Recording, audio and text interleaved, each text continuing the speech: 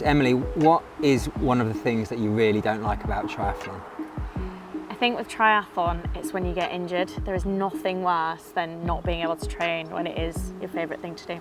Oh, I hate it. It's like, yeah, losing a part of me. Yeah. And the worst injuries I think are often run, because if you get a bike injury, you can always swim. And if you get a swim injury, you can often bike or run. But I think one of the biggest things is people don't work, they wait till they're injured and then they go, oh, there's a problem, I need to sort it out. I think injury prevention is, people just don't do enough of it. Absolutely, and we're going to help with that with our top tips to help prevent injury for running. If you like this video, you like our top tips to prevent injury while running, make sure to hit the like button, subscribe and share this video, and we'll come back with plenty more tips and tricks.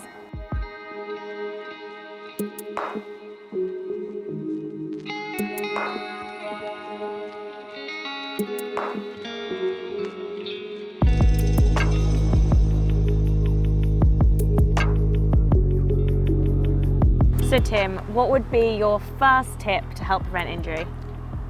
The biggest, best tip is warm up. You have to do a warm up and a warm down as well. But you can't just go, right, got a satellite and go out the door and go. Some people, Flora Duffy, I know she starts every run by walking 300-400 meters and then she builds into her run. You have to warm those muscles up, especially if you've been at work all day, sat on your bum, sat on the train, you know, just running around. A good warm up is the best thing you can do. I think we're all guilty of that, aren't we? Straight out the door, get it done, not spending the time. And it doesn't actually have to take that long, does it? 5-10 minutes before every session, 5-10 minutes at the end to warm up and cool down. And also mobility, I think that's quite important as well. Oh, massively, especially when it comes to racing, we're hunched over on our bike and then we want to run tall. And again, swimming, nice long stroke, good posture. So yeah, you need to really work on mobility, especially around the hips. Around the hips is such an important part. But yeah, got to do a warm up, and it can be part of the run. People get fixated on having to run like not hard, but that kind of, I call it the grey area where it doesn't do anything. You've got easy as easy, so you're still getting a benefit from that warm up. So every run session, no matter what it is, always include a warm up, always include a cool down, and do your mobility work. 100%.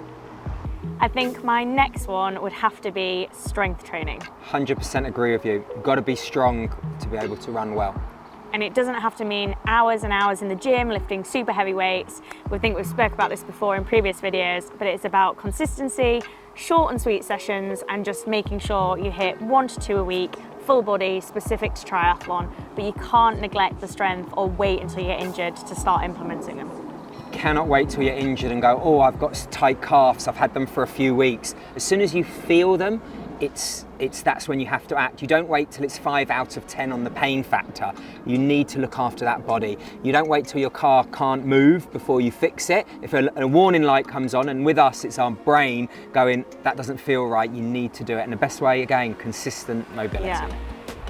My third tip is recovery, and I think recovery starts when you hit the pillow. Sleep is the best way to recover your body. How many hours sleep are we aiming for? What is your sweet spot when it comes to hours? I'd love to say 9 hours, but in the real world, I like to have 7.5 to 8 hours. I like to go to bed before I want to go to sleep. I turn my phone off, I read a book, or even if it's 2 pages, sometimes a little bit longer, but I think that's non-screen time can really help you just de-wind, de-stress, and your body recovers so much better when you're asleep. They do say that sleep is the cheapest, most effective form of recovery out there. So get more hours in bed. And also there's other inexpensive forms. A foam roller, you know, you can massage your back, your legs, your calves. You can get these sticks so you can self-massage. There's so many things. Even like I love getting like a water bottle, I freeze it, and then you can roll the bottom of your foot, so you're massaging your foot, but it's ice cold as well. There's some really good tricks like that, which you don't need to have the big expensive equipment. And then a completely non-expense one is to just take a day off. If you need a rest day, that's quite hard to do. Even I find it hard taking a whole day off, but I couldn't agree with you more. Yeah. Absolutely, there's no point doing an extra session for the sake of it. If you don't feel good, sometimes it's way more effective to just take the day off, let your body recover, and then you can smash the next day with a bit more energy.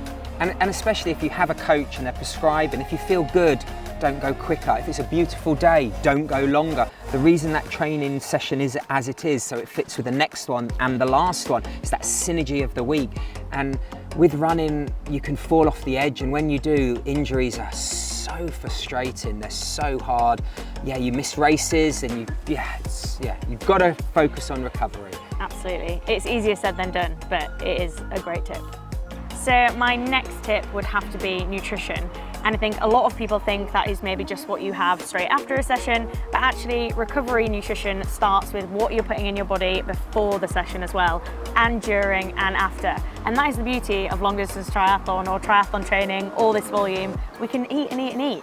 Yeah, you definitely, what you put in, you get out. So if you're eating junk food and you're on the go and you're not hydrating correctly, that's that's the fuel you're putting in the engine, and you need to really focus on that, because if you want to be consistent, you need to really fuel that engine. So yeah, you need to fuel a session, hydrate and fuel during a session if it's longer. And that's great race training, because when you race, you need to take food, energy, carbohydrate as you race, and then recovery as well. And you've got to plan for it. You can't just finish a session, at the park and go, oh, I haven't got anything here. Small things like that are going to have a big effect on your recovery.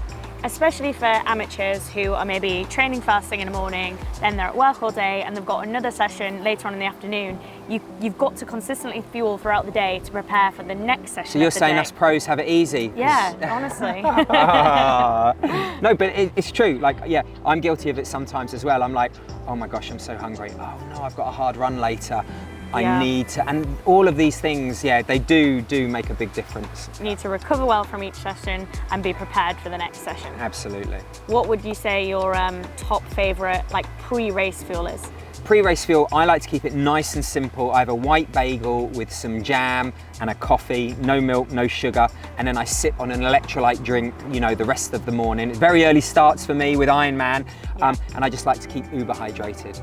And what about recovery? When you've done a tough session, what do you have straight after? I always have a protein shake straight away, and then I try and get some real food in. So I like bananas and an energy bar as well. But again, I'd rather be up not all night, but go to the loo a few times in the night to make sure I'm really hydrated. What about equipment, Tim? Because I know I love equipment. I know I've picked up a run niggle from not changing my trainers enough or wearing the wrong trainers for me. You know what? I think that's our 5th tip. You've got to have the right equipment. As you say, on the run, there's no point using the trainers for, you think you're saving money by using the same pair of trainers for 6 months. If they're worn out, the heel's gone, it's definitely worth changing them. Absolutely. Anything else? I had a bike fit recently, and I know that's felt a lot more comfortable. If I went shopping, I wouldn't buy a pair of jeans that were 42-inch waist, because they're not going to fit me. They're not going to do the job. And it's the same with a bike fit. There's no point having a swanky bike, a triathlon specific bike, if you're not fitted correctly. And it's your contact points which are important. You want to have the right saddle. If the saddle's not uncomfortable, you're going to be moving around. That could lead to injury. Your feet, those cleats, you don't want to set your cleats one way, one the other. It's worth doing some due diligence, either straightening them yourself or even getting a bike fit. And again, your elbows, your hands, the whole fit you don't want the saddle to be too high, too far forward. And don't go and think, oh look, that's what Alistair Brownlee has, that's what Georgia Taylor Brown has. It's got to be for you and for me, absolutely. And these are really simple fixes, because how annoying is it getting injured over something silly like not changing your trainers? Absolutely. I see people riding and I'm going, oh, their hips are rocking because their saddles are too high. Yeah. That's going to lead to injury and inconsistency. Similar with swimming. People swim and they go, we need hand paddles. So they go and buy dustbin lids. And it's like they don't have the strength to do that. If you're only swimming 2 or 3 times, maybe someone like Vince who can, swim across the channel, no worries. He's got the capability, the technique to use them. So yeah, definitely equipment choices, you need to think about them. Don't rush in, and it's all about fit for the individual.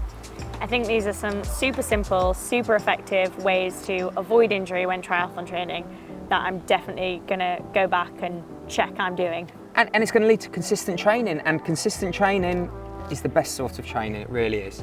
There's some great advice there to help keep us injury free, and if you've got any more you'd like to add, please let us know in the comments and we'll include them in the next one.